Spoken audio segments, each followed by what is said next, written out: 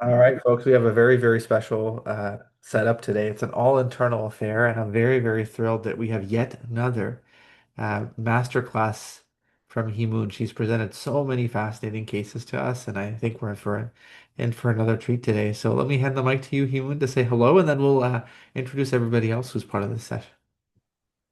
Yes, so on this Christmas Day, I'd like to thank someone special, Ravi.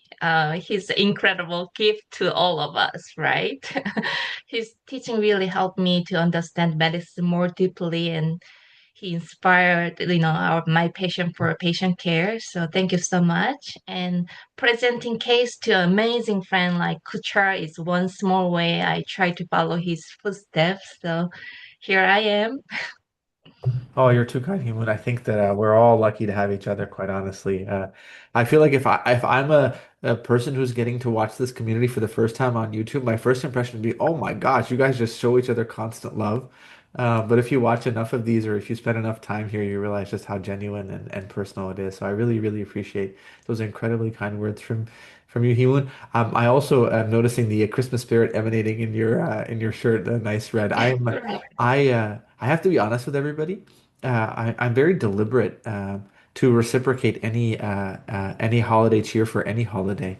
My family celebrates Christmas. I try to respect the fact that there are so many holidays in the world, and we we have two options in CP solvers to celebrate all of them or to be we have two options in CP solvers to maintain our global perspective and equality to celebrate all of them or to celebrate none of them. And for me, I think I would be overwhelmed if I celebrated every single holiday. But like you, Heemoon, when this public affair is over, I will don my red and green. I have a red hoodie prepared for my family's Christmas, but I want to acknowledge that this space is a space to celebrate every single holiday. And um, hopefully one day we will have team members from every single corner of the globe and every single holiday will be equally represented. But for now, you're going to have to stick with the reality that Christmas is probably a little bit overrepresented in the Western Hemisphere, both culturally and religiously. So Merry Christmas to you too, Moon, and for that ramble, um, I will now hand the mic to the two people who are making the session happen, and then introduce our case presenter in a moment. All the way in Denmark is our beloved Magnus, who's doing the scribing today. Mic to you, my friend. Hello, Merry Christmas, everyone. I'll be scribing today. Merry Christmas to you too, Magnus. Thank you for scribing. And now over to Sakit, who's doing the teaching point. Hello everyone, thanks for joining. I'm Saket. I'm going to be doing teaching points today. Merry Christmas. Sakith, you and Magnus are an incredible pair. We're very, very grateful that both of you are anchoring this space, and delighted that I get to share this space with Kushal. So the truth is that Kushal has been a CP Solvers team member for a very long, long, long time. Too long that I've lost track, which is the ultimate compliment. Um, but what I think really stands out, which caught me by surprise, is I almost forget that Kushal is a very busy resident because she is here in this space learning and growing almost every single day. So instead of a glowing introduction, Kushal, I will just simply honor the introduce you by saying that you are hosting yet another educational session 2 hours or 3 hours from now. And you are literally the embodiment of the passion and growth for CP for learning that is CP solvers and your dedication, but also your sort of incredible kindness. Maybe you can emphasize that latter aspect by resharing with the audience what you just did for your nurses and what you sneakily did for your colleagues. But I'll pass the mic for you to say whatever you want. I'm very excited to discuss Hemon's case with you. Oh, Rabih, so thank you for such wonderful introduction. First of all, when you said long, long time, I felt like I was the age of a dinosaur, but I'm not. But then, yeah, but that jokes apart, I'm really happy to be here. And Christmas has always been a special time. And now being in New York, I have a lot of Jew friends. So I do want to also I've started celebrating Hanukkah. So happy Hanukkah for those who celebrate that. And I'm learning a lot about the culture, which is kind of interesting and new for me. So being in midst of Jews and spending large time with them at the gym and outside, it's been really revealing as to the different side of how things are celebrated, which is beautiful. And that's being said, I love spending my time with you guys. And you just bring so much of positivity and curiosity to learn and celebrate human body in ways in Yeah. which makes sense to be a doctor. So thanks for that. Yeah, and I'm excited for discussing with Rabi and learning from Himon, and also what Sakit is going to be jotting down as the TPs later. Thank you so much. Thank you, Kushal. All right. You're ready to rock and roll. Hey, Magnus, are you ready? Thank you so much, Magnus, for your help. Okay, let's start. Okay, the chief complaint will be cough and intermittent hemoptysis for 8 weeks. I will stop here. Take it away, Kushal. What are you thinking with this interesting start? I would have been disappointed if it was anything less than this. So interesting with all the cases Hemon has presented so far. Just in case you guys haven't watched, there's one with infective endocarditis, with retinal rod spots and all that, another one with cardiogenic shock. So for this case with cough and hemoptysis, what I'm thinking of is that did for 8 weeks. So it's been going on for 2 months. The first thing which is coming in my mind is that whether it's to do with lung cancer, because that's something which I would never want to miss, and anything with cough and blood coming from, like a hemoptysis, that's what is coming in my mind. But I do not know who the person is, like what the age group of the person is or what their habits is so far.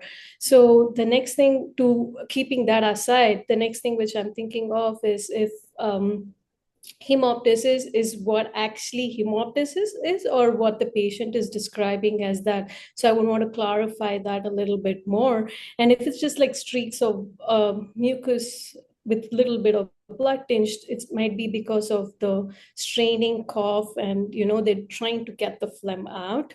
So it's more like traumatic. And then it could also be from the sinus. It could then and that's the other thing which I'm thinking of. And when it says like it's 2 weeks, it's still on the verge of being acute. And so I want to know what started it off and whether the person traveled recently, if they had a sick contact, and where are they from. And yeah, these are all the questions going on in my mind. And also not to forget if it's to do with a fever, if they are losing weight. And I want to know more information on all those aspects. And what are your thoughts, Ravi? I have no additional thoughts, Kushal. I think my entire goal, having been in this situation statistically more likely than most people here, is just to take what you said and try to organize it in a way that over time naturally becomes more simple. And you said everything that I use in the 4D based approach for hemoptysis, which is asking myself when I worry. And I usually use the 4Ds to track. The first is the duration, as you already emphasized. So when somebody's hemoptysis is either hyperacute, i.e., very fast, or subacute and not going away, I worry. Because most people have acute transient hemoptysis in the context of a mild URI. The other is dyspnea. Whenever somebody has shortness of breath with hemoptysis, that implies that they have a severe progressive disease process. The third D is drugs, emphasizing the importance of looking for anticoagulation in patients with hemoptysis, no matter who they are, where they're bleeding from. If they have anticoagulation on board, that's very, very concerning. And then the final D is distant symptoms, because it's really important to put hemoptysis in the context of what else is going on. And so we already have the duration. I'm really curious what the degree is, if the patient's on drugs, anticoagulations, and if they have any distant symptoms. And you already outlined those things, and it's helpful to sort of compartmentalize them into the 4Ds. and we'll see where he takes us. Okay, great start. Okay, HPI can give you a lot of answer to your question, Kuchal. 45-year-old woman with a no medical history and no smoking history present with 3 months product to 8 week of productive cough with the intermittent blood streak sputum, a low grade fever for 1 month, and unintentional weight loss. She reports unilateral leg pain and swelling also.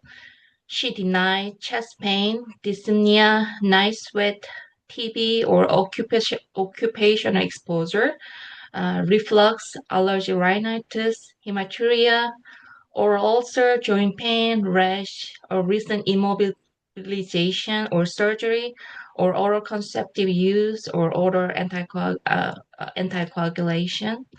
So I will stop here. You asked and you shall receive, Kushal. You got a lot of information there. How did it help you? So first of all, in my mind, this is a very rich aliquot. Thanks a lot, Hemun, for putting it together. So the first thing which is going on in my mind is to see it, depending on the way our schema is, if the bleeding or the blood is coming from the parenchyma, if it's coming from the vessel, or if it's coming from both. And it is helpful to know that she had low-grade fever and she had an unintentional weight loss, and she's having some pain and swelling in the leg.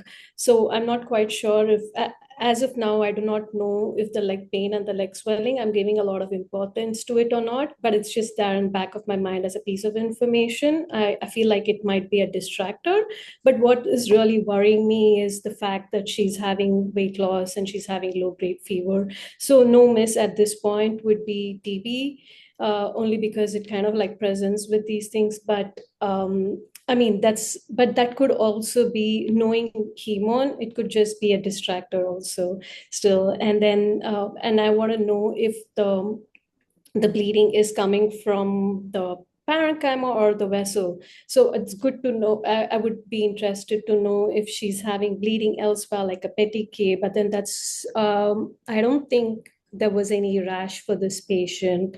And if there was any bleeding in the urine, and then I would be thinking of IgA or nephropathy. But then she's not in the age group of that 45 years old female. So I'm still thinking either it could be infectious, it could be malignancy, it could be vasculitis, Kirtan's favorite. And then if it's to do with or autoimmune conditions, if that's the other thing which it could be. And then I'm thinking if it could be that. What are your thoughts, Ravi? Yeah, I'm right there with you. I think when you meet somebody with hemoptysis, you have three options with regards to what you do. The first is you collect an H&P and you wish them good luck because the H&P reframes the syndrome as a very benign one. Sometimes you're reassured, but the patient is either concerned or you have some concern, but not an extensive amount. So you get a chest X-ray, and that helps you decide what to do. In very rarely, I'd say less than 5%, you chat with somebody and you realize you need to go the full length. And I think whenever you're able to reframe hemoptysis into the very rare category of a systemic disease featuring hemoptysis, that's when you need to go the full length of the evaluation. And here, owing to the fevers, owing to the weight loss, and owing to distant symptoms, you need to go the full length. And the full length can be conceptualized very simply. You need to evaluate independently the other symptoms, the fever, the weight loss, and the leg pain. But in terms of getting clarity on the hemoptysis element, you have one test that will allow you to make a tremendous amount of progress, which is a CT chest with contrast. The CT without contrast part will allow you to study the parenchyma as you outlined, Kushal, and then the vessel part will allow you to study um, the vasculature. And I think you can categorize all hemoptysis based on what you see on a CT chest with contrast. So for me, if I were seeing this patient, I would, for the hemoptysis element, immediately get a point of care pregnancy test and a point of care creatinine and proceed to a CT chest with contrast. And the only thing that would stop me from doing that is two things. One, if I see evidence of severe heart failure, which would help me invoke the idea the patient has congestion, pulmonary edema, and hemoptysis from that, or if I see severe renal failure, in which case I would start to wonder about the rare but real possibility of pulmonary renal syndromes that would prompt me to abort the CT chest with contrast and just get a non-contrast CT and pursue the renal abnormalities. So, from a very practical perspective, when you reframe the condition as a systemic disease with hemoptysis, um, it becomes a very simple diagnostic exercise in terms of what to do next, which is CT chest with contrast, unless your patient has obvious heart failure or severe renal failure invoking a pulmonary renal syndrome. So the details that emerge from the details that emerge after those tests are when I start to unleash specific diagnoses. Because as you just emphasized, this could be TB, this could be lung cancer, this could be IgA vasculitis, this could be cryoglobulinemia. It could be too many things to be able to actually hold on to in real life. And so hopefully this sort of practical journey will help simplify the problem for us. But a lot of work left to be done. Not surprising when he is presenting a case. So, Mike, to you. Heath. Yeah, thank you so much for amazing discussion. I will add, okay, family history, there's no lung cancer related. He doesn't have any allergy. She doesn't have any allergies. And the vital sign, temperature 37.8, heart rate is 90, blood pressure is 120 over 80, respiratory rate is 18, saturation is 94%. HENT, there was no lymphadenopathy, cardiovascular no murmur, pulmonary decreased breath sounds over left lower lung lesion, and extremity skin, unilateral leg swelling, warmth, and tenderness. WBC and the CMP unremarkable. ESR and CRP mildly elevated. Sputum TB negative, HIV was negative. UA was normal. We did a lower extremity, lower extremity sono. It was DVT was positive. We'll start with a heparin. CT PA was done to worry about pulmonary embolism, but there was no pulmonary embolism. Chest X-ray shows left lower lung lesion, non-homogeneous opacity. I will stop here, and then please discuss more. Let me just check in with Magnus real quick. Um, and I think Did I do go fast? yeah, I think you were going pretty fast, He, but that's okay. No worries. We'll try to catch up. Maybe I can ask you one clarifying question, He. So, um, it sounds like on the CTPE there was no pulmonary embolism. What were the parenchymal findings on the CT? Did they see anything in that left lower lobe on the CT? Yes, I will explain CT a little bit later. Okay, sounds perfect. Thank you so much. Very strategic of you. I love it. Magnus, I'll just wait a moment to see if you have any. I think everything is there, to be honest. Any questions that you have? I think I'm good. I got the case in advance. Oh, amazing. Oh, wonderful. Oh, now I understand. Thank you, He, for doing that. Okay, Kushal, take it away. What are you thinking? Yeah, so this is a very rich aliquot as well. So one thing which I am thinking of is that probably the leg cell swelling and cellulitis is important. I'm still not sure if that is an infection, that's a cellulitis. Is it like a broncho pulmonary pneumonia, or if it's to do with it's like a non-homogeneous opacity. So if it's to do with hemorrhage, like a diffuse alveolar hemorrhage, but then that's usually everywhere. But then if it's just like one particular place, I'm not quite sure if it's called as localized alveolar hemorrhage, or if it's like, and that's another thing which could be. So basically, if it's non-homogeneous, it should be either solid, or it could be liquid over there, or it could be inflammation, which is over there. So I'm just trying to see as to what it's going to be, what it's actually is there, which is causing the non-homogeneity in the X-ray. But given the fact that the patient's not having temperature at the moment and the vitals are stable, so I'm still trying to go with trying to diagnose what it is, then as much as like go ahead and try to stabilize the patient. If this was my patient, then that's what I would go about doing. But another thing is that TB negative at least from where I am working at, we would still treat them. Mhm. If there was a very high suspicion, we would still start treating them as AFP or sputum negative tuberculosis. And then I have seen a lot of cases being treated that way. And that is so I'm not like completely buying that it's Mm. negative as of now. I mean, like I'll need more information, like probably get a quantiferon and then make sure it's like three times sputum and do a bronchoalveolar lavage. And there are other specimens which could be obtained given the clinical scenario. So I'm still not fully convinced about that part of it, but that's still there and it's like there. That's about it. But the next bit of the information is that Hemant, did you mention where she was originally from? Yeah, she's originally from Southeast Asia. South, okay, so that still is a very high risk factor. So the next piece of information is that even lung cancers are still high, even in patients who don't smoke and women. So it's still in my differential. So I would want to do a bronchoalveolar lavage for this patient at some point if I'm not able to make a diagnosis yet from all the investigations which we get. And also the fact that we have a good pulmonary department, so they would go ahead and just do that if they are if they think it's required to be done. And the other thing is that yeah, so we did do an ultrasound. And did you say there was DVT or did you say there wasn't DVT? It was DVT. Yeah. So, and if that is there, then it could be, then we would want to start treatment for that. And then that kind of like worries me.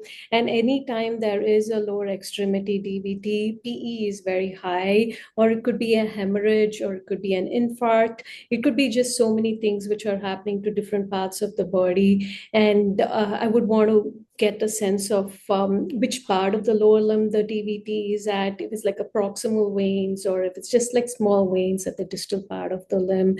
So those are other things which are going on in my mind. What are your other thoughts, or how would you categorize it? And I'm sure you organize it better, Ravi. I think, Kushal, you're in a situation where you have a patient who's having hemoptysis and you find something focal. And I think that focality is very helpful because, as you said, if you categorize hemoptysis first into parenchymal or vascular, most parenchymal issues are in fact focal. So you start to scrutinize those very closely as you have been, focusing on the possibility of lung cancer, especially in a patient who could have a DVT.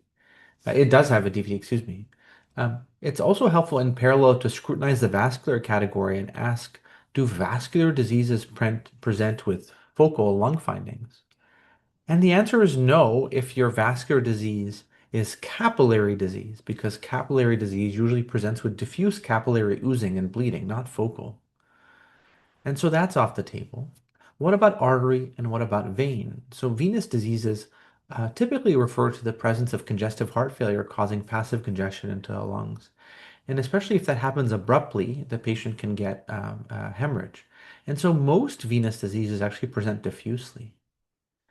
In stark contrast, arterial issues can actually present with focality.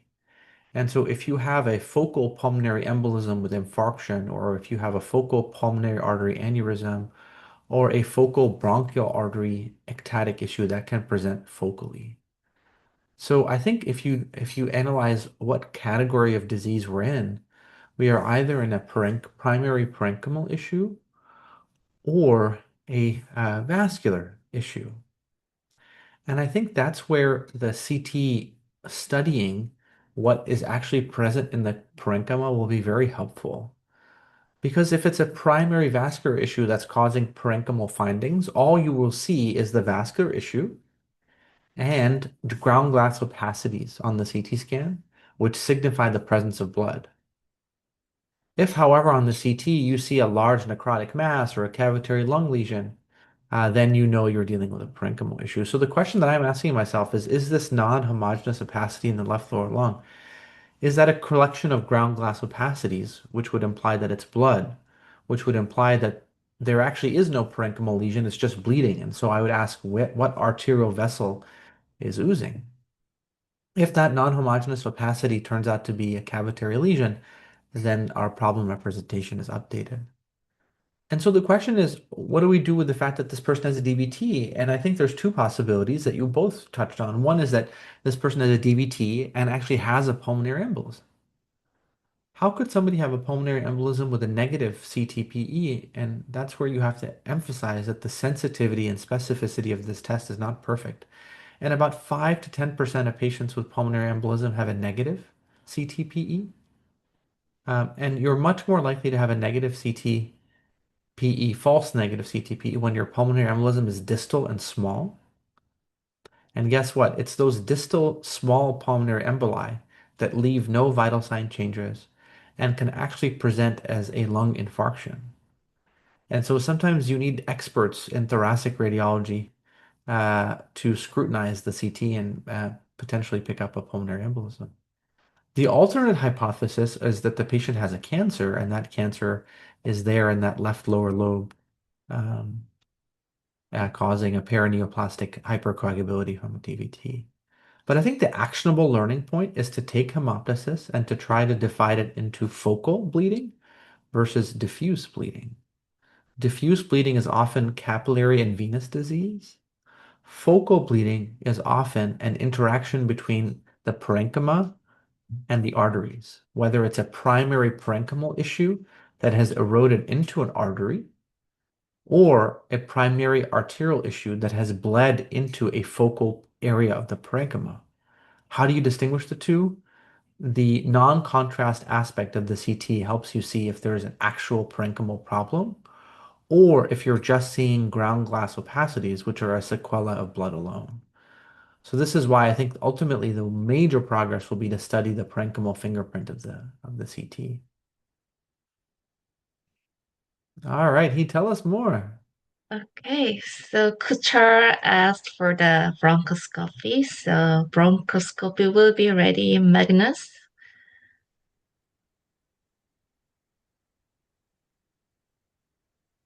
Okay, Kuchal, go ahead. What do you think you're seeing it? It's kind of like black and dark, and that's not normal at all for the lung tissue. And then okay, I just realized it's my arrow, which I can only see in my screen, but I was trying to show the right side image. And then what you see is one lumen over here and two lumens over here. And if I'm not mistaken, this would be the left, and this, I mean, sorry, the left side would be left and the right side would be the right. Correct, Rabih? If that's the way you would go down the endoscopy and then you're seeing I it. I unfortunately I don't have enough experience to tell you with confidence. Okay, so but if I'm not mistaken, so the right one divides into two earlier, and then the left goes further down before it divides. And I hope my pulmonologist is not hearing me say it all wrong.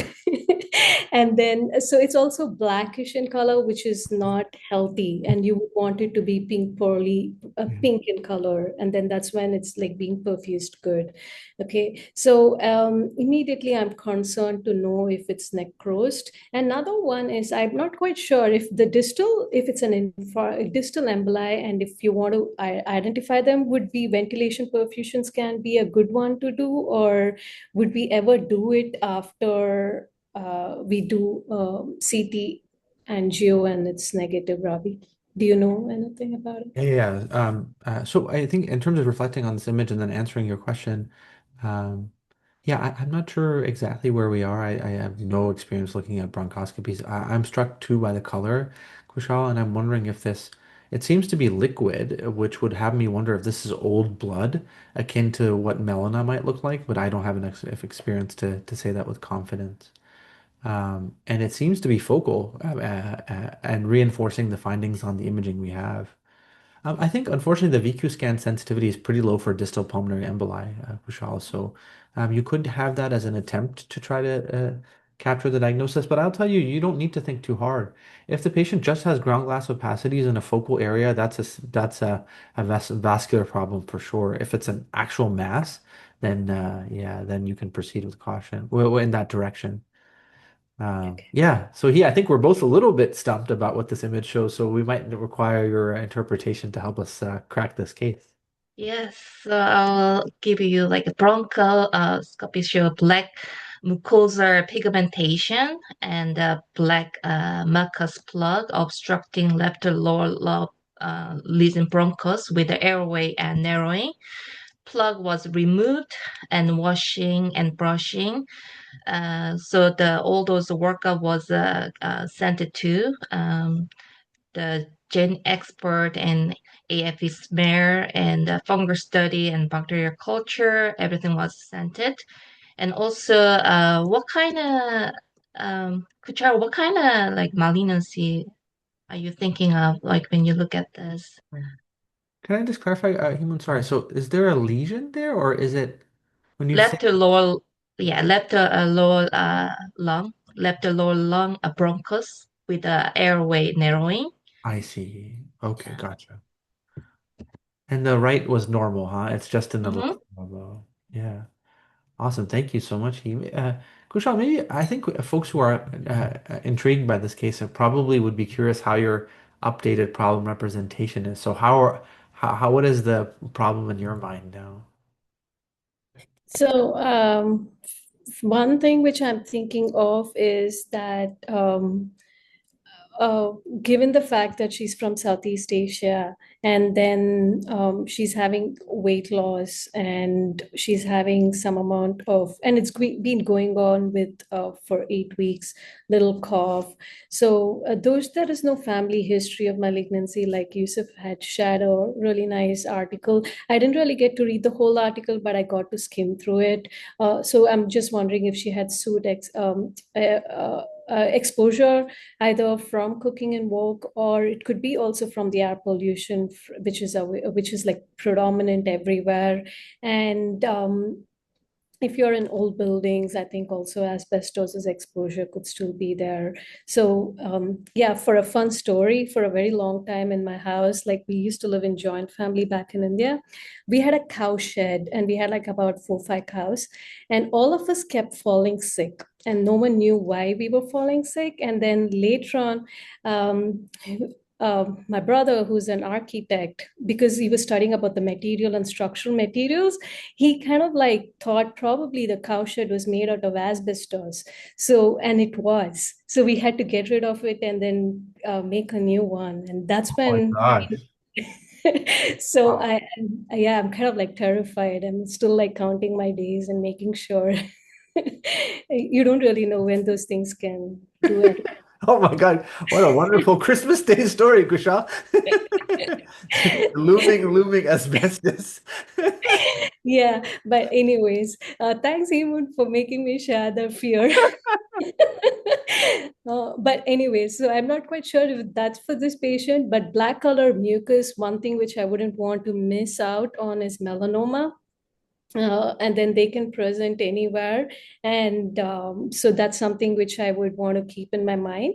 And if we are thinking of emboli and infarct, then it could be still I mean, it could be the one which is causing that. So I wouldn't want to miss out on mucormycosis or a fungal infection, and then that can also be present as black things. So that's another thought in my mind. Very cool. Yeah, that's where I am at. Super. I'm um, to be a little bit more transparent about what I'm trying to accomplish here in this space with all of you. Um, it's the answer is already known.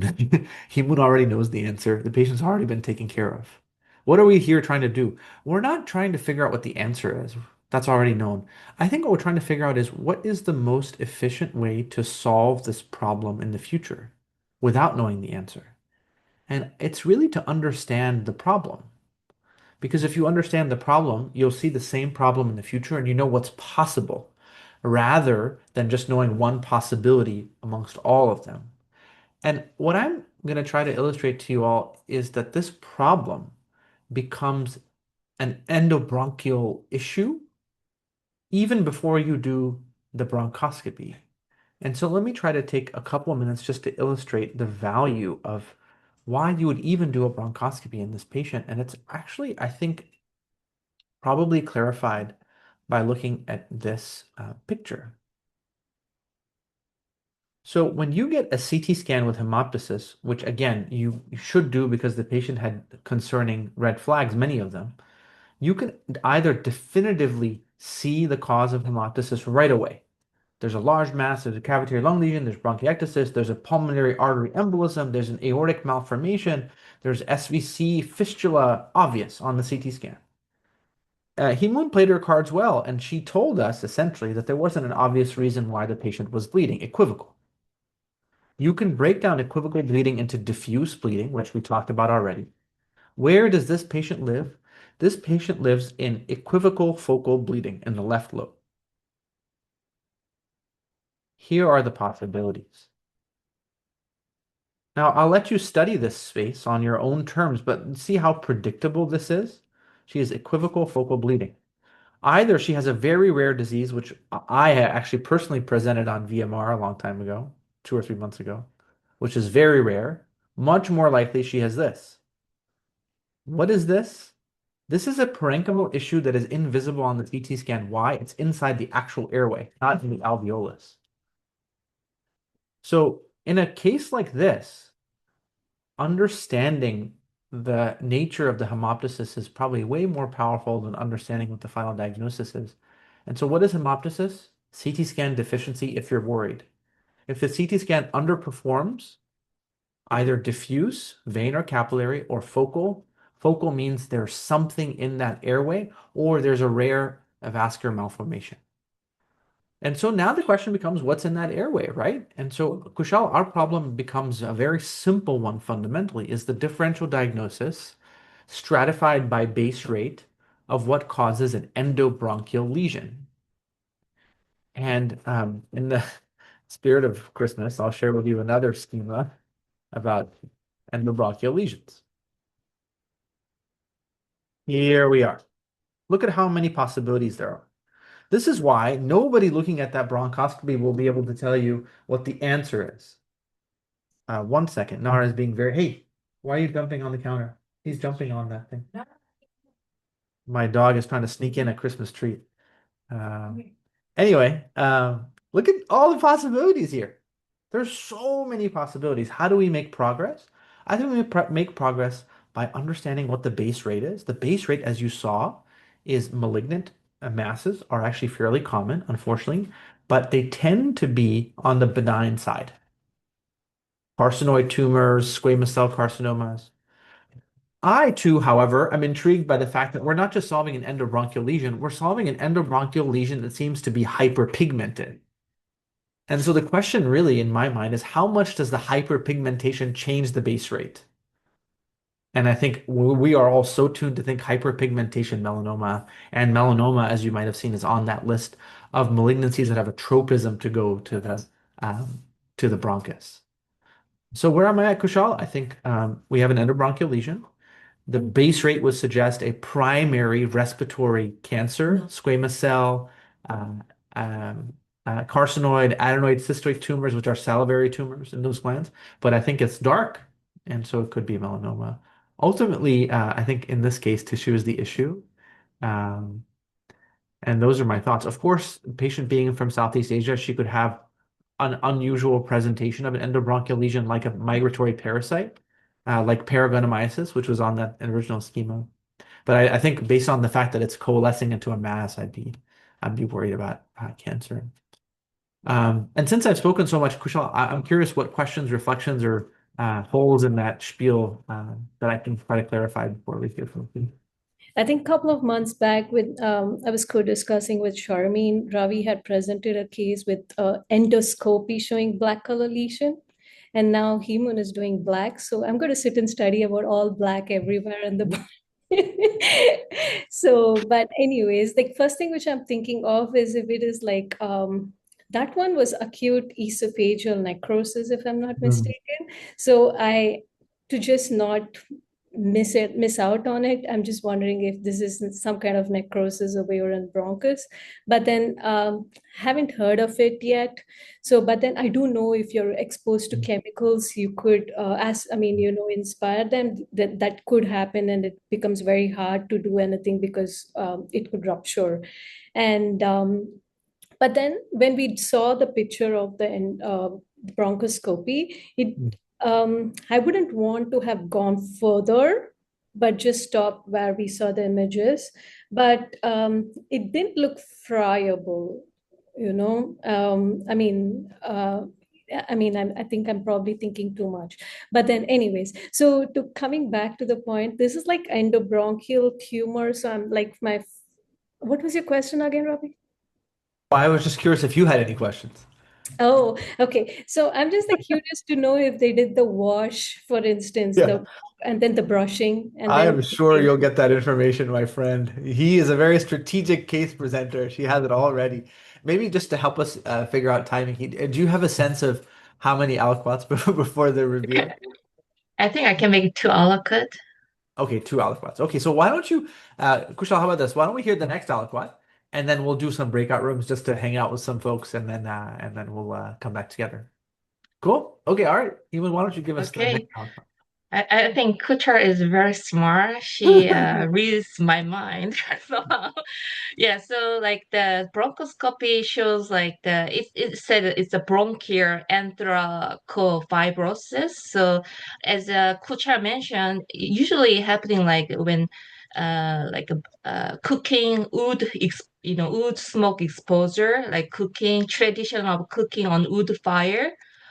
So those ladies, can usually have those bronchial fibrosis. So we asked, the patient denied any exposed to mining, soot, biomass, fuel, or industrial pollutant or prolonged wood smoke exposure, and she denied about that. And we are going to show CT chest right now, Magnus. Okay, so CT chest, this one, and then it's a different axial level image. So, Kuchar, do you want to go ahead? I thought this one was going to be the breakout room, right? Or do you Yes. want? Okay, yeah. So I'm happy to share my what I read after the breakout room, or if you want it before, that's Yeah, no, fine. go for it. No, I think everyone's probably thinking about it, and then we can think about the result in the breakout room. Okay, sounds good. What do you Okay, think? so there is one in the left side film. What we're seeing is a localized homogeneous opacity, but then the next cut, which Hemun has shared with us, which is really beautiful to look at, is got like these popcorn appearance, is what I would use the term for the both the lower zone and the right side, as well as there's just more, yeah, that's what I'm seeing. And then there's one septate, which you can see as also very prominent. And yeah, that's what I am. And then also so what I'm just going to come from posterior to anterior. So what we see is the vertebral body. And just before that, what we are seeing is, I'm hoping that's going to be the aorta, and then in front of it a little bit of black in the center, which you see is the supposed to have been the bronchus, but then there is some lesion in it. And then what we see anterior to that is the heart. So if you trace it down, that's the septate, and then behind is and then you see the main bronchus, which is splitting over here like that, and you see a lot of popcorn lesions. So if we could actually get a biopsy of the lesion. It's not going to be hard to do it. Yeah, and that's where I'm going to stop that. I love it. I think Ibrahim has his videos on. You don't need my opinion. We have a radiologist here, radiologist in training. Ibrahim, I'm curious, what wisdom do you have to teach us on this end? Okay. Honestly, so I've only been on 2 weeks of just radiology so far. That being said, the way I would describe this, it looks like so one of the ways that one of the attendings have really helped me in like reading CTs is just to describe the findings and then try to categorize them under whichever category you already know about. So if you look at this just CT, you can first of all look at the lesions as whether or not they're related to the vessels or they're related to the airways themselves. And if you look closely to these lesions that you see on this CT, they look a little bit far away from the vessels. And you know that these are the vessels because contrast is going into them and they seem to be continuous. So most likely these are peribronchial lesions. And I think Lear had already said that in the chat. So if you look at the specific configuration of these lesions, they seem to be grouped with each other as if they're coming out from a single origin. And the best way to describe lesions that look like these is something known as tree and bud opacities. And tree and bud opacities can have a large differential that can go underneath them. But something that we typically worry about is atypical mycobacterial infections, as well as fungal infections. So those need to be ruled out. Another thing as well that I think would have been even more obvious or conspicuous on the chest X-ray is if you're concerned about the mass, you want to look at something called air bronchograms. And air bronchograms are basically these opened airways when there is an interstitial process, a process that is happening in the parenchyma of the lung, if it's a mass per se, you're going to see that these air bronchograms are actually still obvious within the area of consolidation because the mass has not invaded the airways, but is growing on the interstitium surrounding the airways themselves. So if you see air bronchograms, that makes you more worried about like pneumonia or like, again, a tumor happening in the interstitium itself.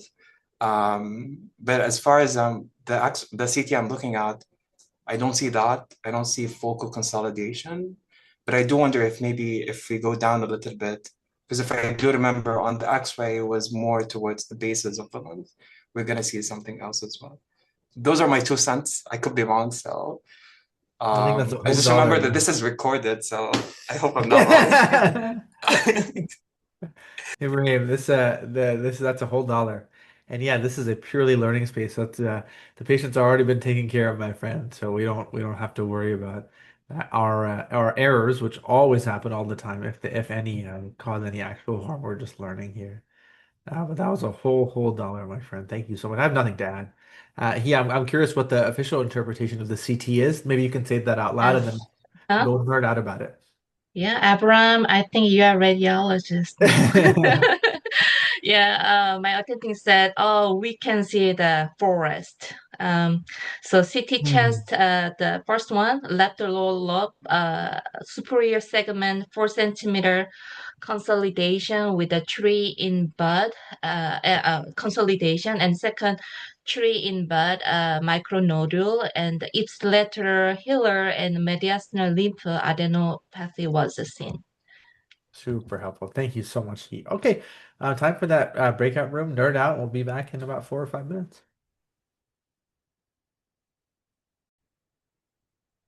All right, welcome back, everybody.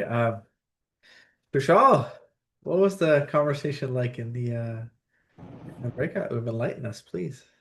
Oh, it was amazing. And then we did have Magnus who refused to even smile or give a he had a mask-like face the whole time. Yeah, but it was an interesting discussion. And then Abir was there, who wants to really do oncology, I think. So it was nice to Mm. learn from her as well. Wonderful. Yeah, I'll just share my thoughts real quick because all of you, I was just talking to myself essentially. It was very powerful to get a humbling lesson about solving the wrong problem. Because as you saw, I incorrectly assumed the CT was equivocal and therefore started to solve the problem of an endobronchial lesion because I did not know about the entity of bronchial anthracofibrosis. I can't wait to read about that. It's on my reading list. So I was completely solving the wrong problem. I think the problem now has been updated to essentially diffuse tree and bud nodularity, which, as Ibrahim taught us, evokes the idea that we first have to rule out a whole variety of infections. So yeah, I think I'm curious now in my mind, what this case will evolve to because the CT suggests an infection. However, most of the time you have a DVT. If you're going to find anything, you're going to find a cancer. And so I'm really curious to see how he and her colleagues push this case forward. All right. So should I go for next? Yes, please. All right. Yeah, okay. So the workup was given, gene expert and AFP smell, and it was a negative. Uh, and the endobronchial biopsy was showing the pigment microphage, and there was no malignancy because S100 melanin A minus was negative, and also we did endobronchial sonal guide FNA lymph node. It was negative, and actually the gene expert, the MTB was positive, and it was okay. So we start with the ripe treatment.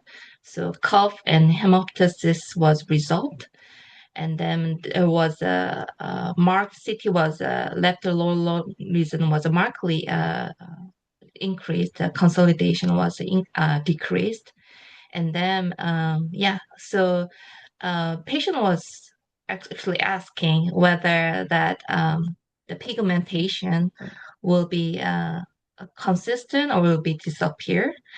And what will be, I think it will be interesting question to ask you guys, like, what do you think?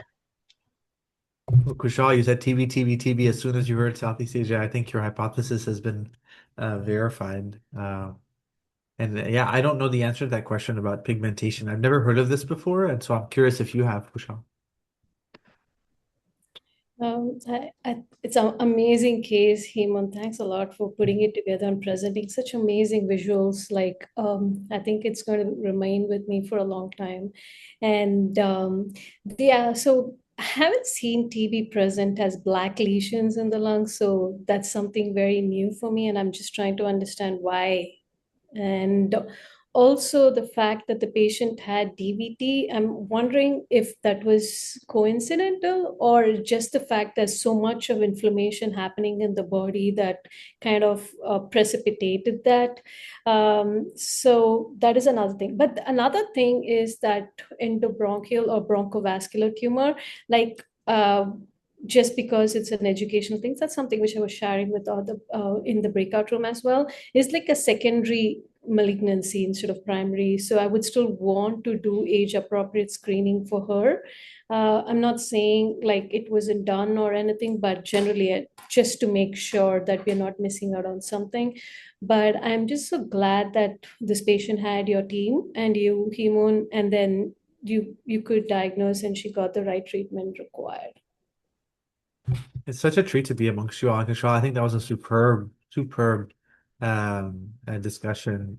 We got the privilege of Ibrahim chiming in with his increasing expertise in radiology to give us a very helpful read to guide us in the right direction. And Magnus with his ferocious scribing and knowing the case beforehand. And I think we're about to be treated to excellent teaching points from Saket. But Himud, I think this case is yet another example of just the sheer amount of learning that you're bringing to us. Very, very much appreciated. I'm curious what the answer is to that question. I don't know it. What is the link between the pigmentation and TB? Enlighten us, please.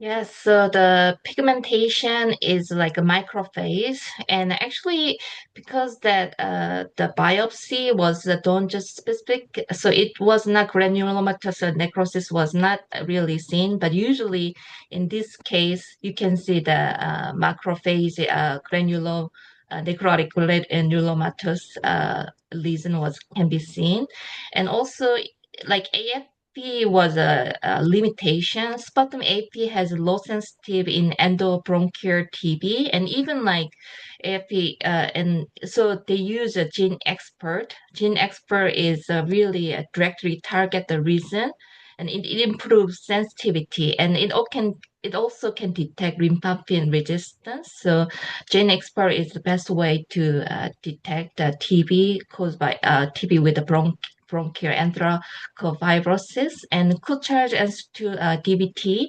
We did a hypocoagulability workup, so everything was negative, and we think that was due to the TB inflammation and infection, but actually we're not sure whether it was really because of a TB, but since the hypocoagulability workup and antiphospholipid, everything was negative, so we blamed to TB, but we don't know yet. And you're teaching us a lot, and you're also teaching us to make a distinction of all the different kinds of pulmonary TB.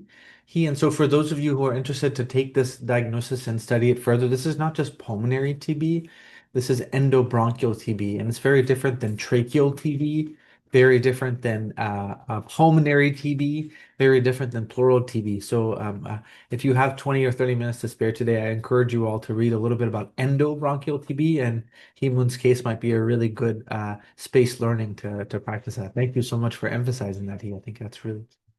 So I think, Kushal, we did correctly localize the lesion to the endobronchial apparatus. And I think assuming the CT was negative made us think of focal cancer, but once the CT showed us tree and bud and all those bronchioles, I think it started to really make sense. All right, Saket, Mike, to you for the teaching point. This was absolutely an incredible case. I was expecting this the moment I saw Heemun's case on the Google Sheet. So thanks a lot, Heemun. So I'll try to summarize the main clinical reasoning pearls. In this discussion, we essentially approach hemoptysis by applying the 4Ds framework that Dr. Rabih taught us. Look at the duration of the hemoptysis, if the patient has concomitant dyspnea, any drugs that could be contributing to it, and whether or not he has any distant symptoms associated with hemoptysis.